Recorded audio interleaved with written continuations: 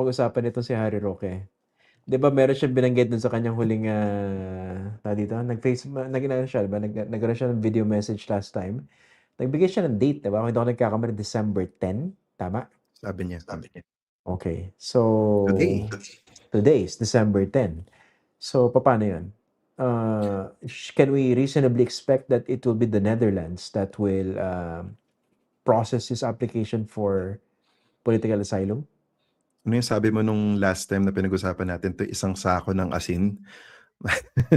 Siguro nga, kung yun kasi yung siya lang kasi yung source natin dito na at the very least may credibility kasi siya yung closest to the facts kasi hindi naman public itong information na 'to. So kung ano yung sinabi niya, you have to take it for what it is. Pero again, with a grain of salt, 'di ba? So kung tama nga yung timelines na sinasabi niya, mukhang December 10 nga, yun na nga, Netherlands na ang makikinig ng kanyang asylum claim. Pwede na niyang i-revert yung jurisdiction pabalik doon.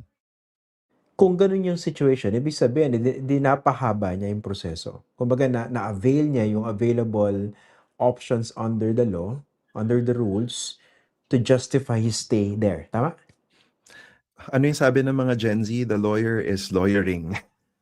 In other words, tama, pinapahaba nga, dinidribble, kung in other words, kung sa millennial talk.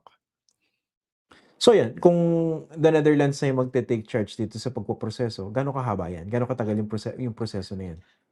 Ito na, pupunta na sila dun sa substantive aspect, di ba? Kasi kung binato sa kanya procedural na walang jurisdiction ng Netherlands, gawa nga na yung kanyang Schengen visa issued by another Schengen state, namely Austria, tapos hindi siya napunta doon, pwede nang papuntahin dun sa Netherlands yung jurisdiction, pupunta na tayo sa substance. Pero yun nga, sadly, in camera itong mga hearing na ito, hindi natin makikita. Pero tandaan natin yung sinabi ko the first time I explained this, merong ruta ang Netherlands to do on a prima facie reading of the evidence, pwedeng express yung kanilang desisyon to move forward or to refuse. And at that point, magkakaroon siya ng mga remedies. Pag-express, gaano kabilis yun? Yun yung hindi natin alam kasi sobrang backlog. Pero ang buwan ng hinihintay dito ay kung express. Pwedeng umabot ng taon kung magbabato siya ng mga iba pang, let's say, mga motions sa korte. Kasi administrative decision ito, tandaan natin, quasi-judicial siya. So kung hindi siya agree doon, pwede siyang mag-avail ng judicial review, for example, to delay things. Kasi even if he loses, for example, he can still try for state protection. Mahaba-haba at masalimuot talaga ang proseso ng asylum. Oo nga eh. So, ibig sabihin dito, pwede niyang gamitin yung iba't ibang available remedies under the law, no? Mm.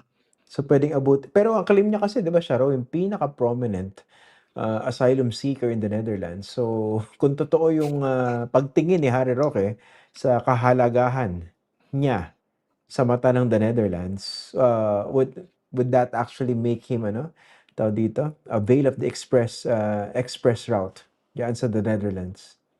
I mean, matatakot ako kung express kung talagang yung intention niya is to dribble, 'di ba? Ang intention dapat dito is patagalin. Kasi kung ako sa kanya, matatakot ako dun sa substantive aspect kapag tinignan na kung ano yung merits. Kasi yung isang point na laging lumalabas is kapag nagsasalita siya, napapansin ko, as if parang asylee na siya, nabigyan na siya. Meron siya mga protections at this time na pending yung kanyang asylum claim. Pero bibigyan kita ng ano, ng administrative reality dito. Sa Canada, for example, nag-claim ka ng asylum, kukunin ng passport mo. By default, under the law, and in most Western jurisdictions, by default, deportable ka na. Pero suspended ito, may administrative stay until the time na matapos iyong hearings mo and yung proseso mo for asylum.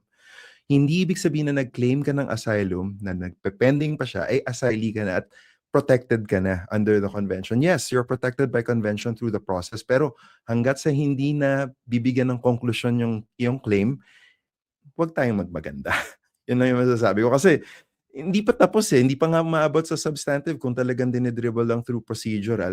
Parang bakit tayo nagkiklaim na, oy, I'm a legitimate asylum asylee. Siguro asylum seeker, yes. Pero hindi ibig sabihin, binigyan ka na ng protection. Tsaka kung gano'n nga 'di ba parang ano, it goes against the spirit of what you want to achieve. If you keep on roaming around, you're seeking asylum. 'Di ba dapat nandun Ah, ka lang sa lugar kung saan ka humihingi ng asylum, ng protection? correct. tama naman yun. Kasi nga humingi siya sa Netherlands. Otherwise, kung iikot-ikot siya, tandaan niya, ibang bansa yun, ibang immigration rules yun, 'di ba? Kasi yun nga, again, he was operating on the false assumption na isang immigration block ang Schengen zone. No, that's not true. These are still states. Hindi po ito United States of Europe. Ito po ay European Union and meron pong Schengen Accord na nag-unify ng visa policy, hindi po ng immigration policy.